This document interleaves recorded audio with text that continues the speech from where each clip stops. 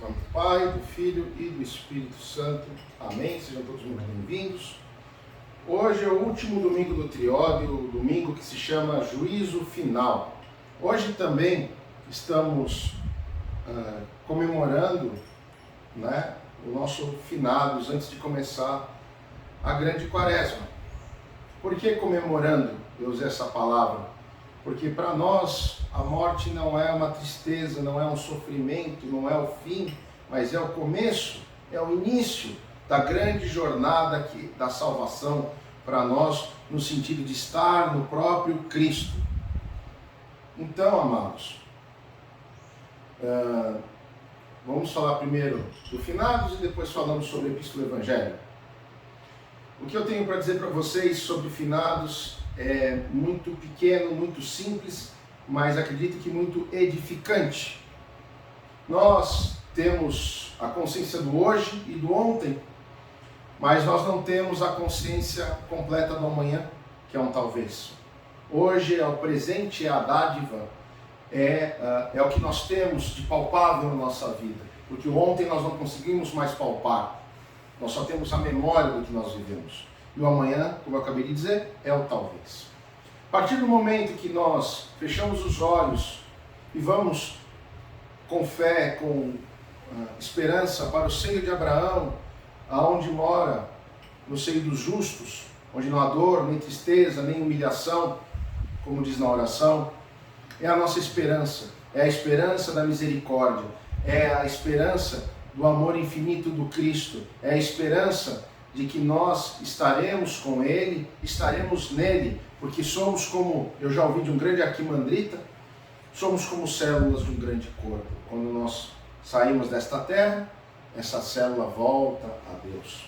Então, crendo nisto, crendo na salvação, crendo na solução, que é a vida eterna, que é o melhor, é a redenção de tudo, nós fazemos essas orações lembrando com amor, lembrando com carinho, lembrando com respeito e com alegria daqueles que não estão fisicamente conosco, mas que estão em nossas mentes, em nossos corações, e que nós respeitamos, e graças ao que eles foram, ao que eles representaram, ao que eles ensinaram, nós somos o que somos. Nós tivemos essa dádiva, esse presente dos nossos antepassados, eles terem nos ensinado tudo o que sabemos.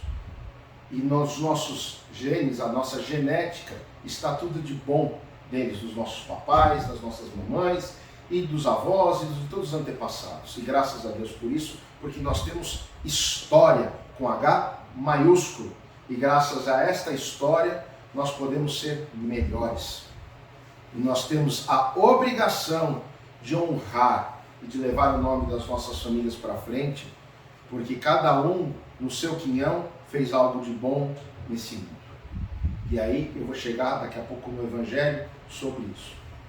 Bom, hoje começa a abstinência da carne, a partir de agora, grande quaresma, quaresma severa, onde nós não comemos mais nem leite, nem os provenientes do leite, ovos, laticínios e tal, e também a carne agora, nós também suspendemos a carne em vermelho, a carne do frango, só é permitido, conforme o calendário, e aí precisa ser visto, aos domingos, o peixe.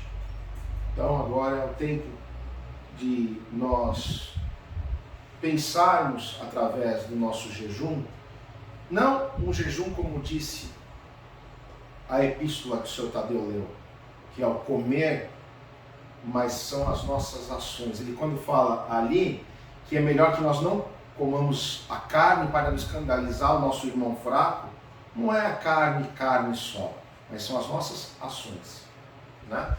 Então, nessa quaresma, como eu falei no primeiro domingo do Triódio, que nós pensássemos que quaresma nós iremos fazer.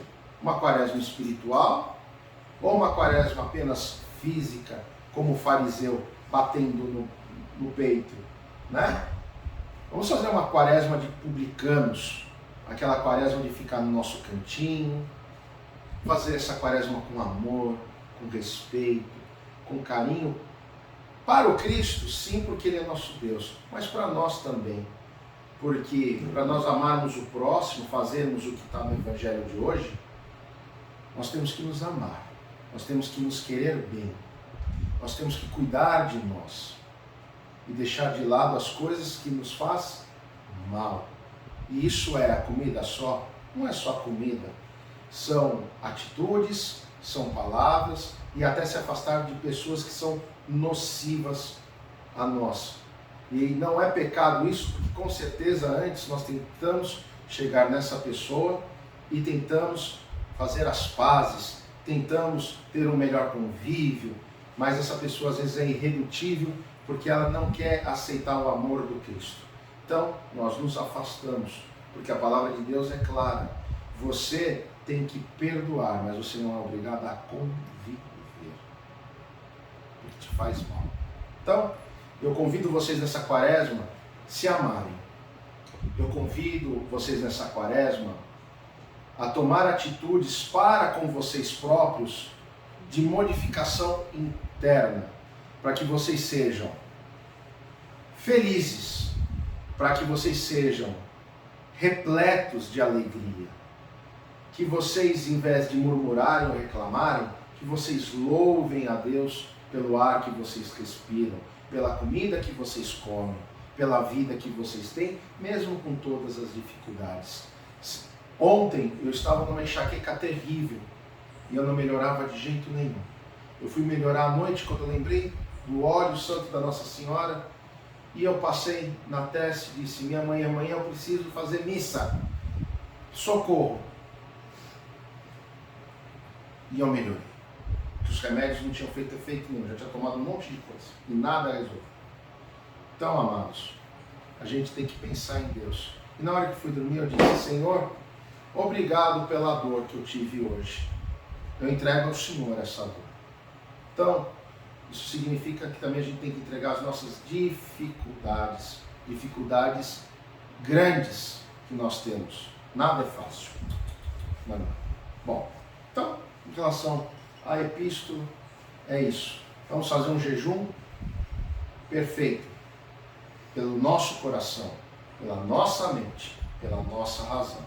Não apenas não vou comer isso ou não fazer aquilo para aparentar uma quaresma. Não, isso não tem validade para Cristo. Isso não serve para nada. Muito bem. Agora vamos ao Evangelho. Esse Evangelho, todo ano mexe demais comigo, porque a hora que o Cristo fala: eu tive sede e você não me deu o que beber. Eu era estrangeiro e você não me acolheu. É muito sério isso. Eu ainda domingo passado falava para vocês, quando vocês entram por aquela porta, é minha obrigação receber vocês, tratar vocês como se fosse o próprio Cristo, o Rei dos Reis, que por ali entrasse na sua forma humana. Mesmo ele sendo Deus e ser humano, né? Ao mesmo tempo que se encarnou entre nós. Se fez cordeiro para tirar os pecados do mundo e nos dar a salvação. Então, amados, quando nós estivermos nessas situações com os nossos próximos, você podia ter dado uma boa palavra e você não deu. Você poderia ter dado um prato de comida e você não deu. Você poderia ter acalentado aquela pessoa e você não acalentou. Você poderia ter falado algo para ela que mudaria a vida dela, mas você preferiu ficar calado para não se indispor com ela. E por aí vai. Então, não somos donos da verdade, mas o Espírito Santo, ele vem como sopro, toca nos nossos corações, as ações, os pensamentos, as palavras, para com o nosso próximo. Isso é teologia pura, mas antes de ser teologia pura é fé. Então, quando a gente vê aquela pessoa necessitada, às vezes ela nem olhou para você, mas você às vezes está com um prato de comida e você diz assim: puxa vida, a pessoa está ali deitada no ponto do ônibus e eu com isso aqui, deixa eu entregar para ela, dar um abraço. Só para contextualizar, Eu fui para o Rio de Janeiro no final do ano passado. Eu estava de batina e eu parei na passagem ali onde para o ônibus para tomar um café e tal. E aí eu comi rapidinho e tal, queria andar um pouco, estava com muita dor nas costas. E aí fui andando lá pelo grau, até que eu vi um estacionamento e vi um caminhão muito antigo, 51 Mercedes, que devia ser do Corpo de Bombeiros lá da região, jogado lá. Nisso eu vi um senhor, meia idade, um pouco mais, seus 50 e poucos anos, todo sujo, maltrapento, fedorento, né? Sentado ali, cabisbaixo, junto da reciclagem de comida, laranja, essas coisas, sabe? E eu pensei assim comigo, né? Meu Deus, abençoe essa pessoa que está ali. Nisso o homem levantou a cabeça, não deu nem tempo de eu terminar a oração. O senhor é padre? Eu disse, sou. Ele me perguntou por 3 vezes.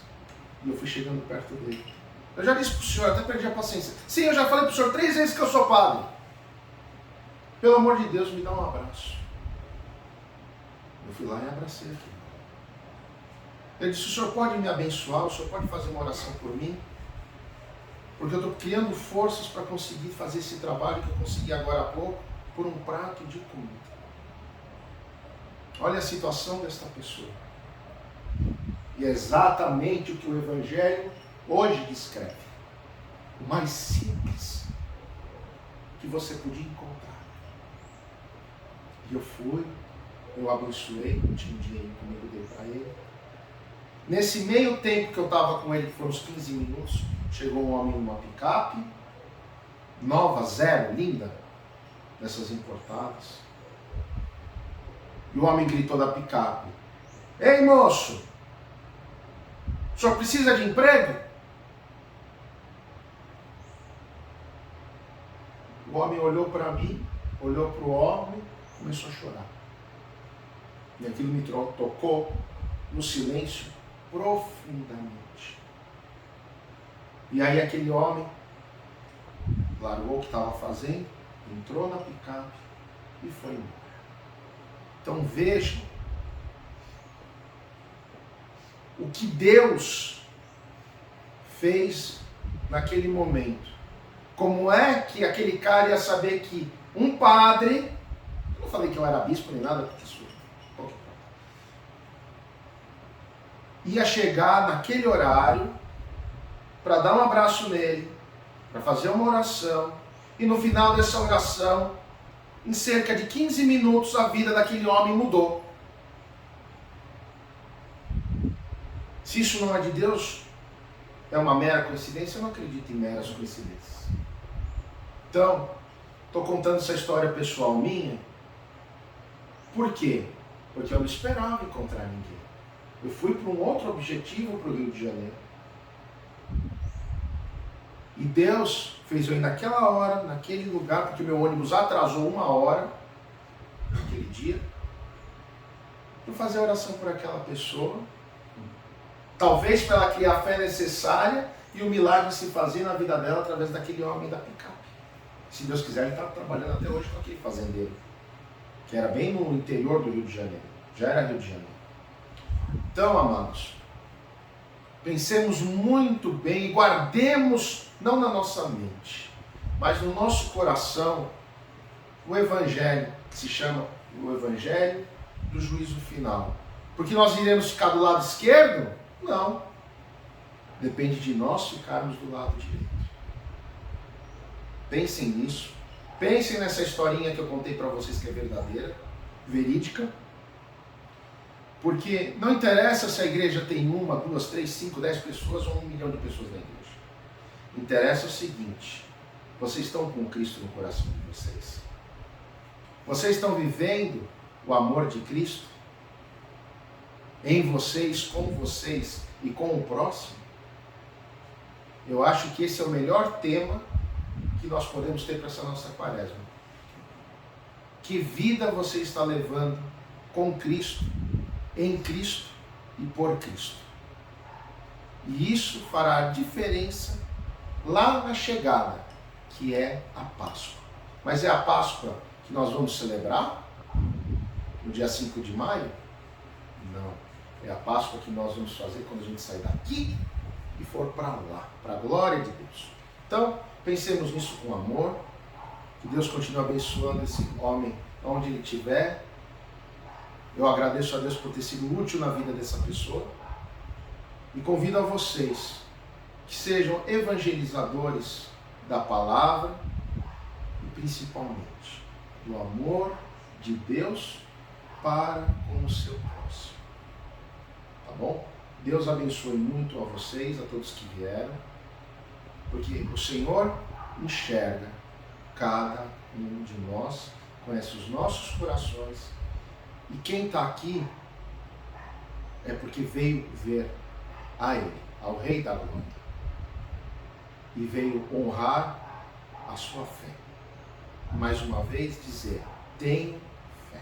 É isso. Deus abençoe então, um abençoado domingo, cheio de felicidade, cheio de alegria, cheio de prosperidade, uma semana magnífica, de lutas, sim, mas principalmente de vitórias.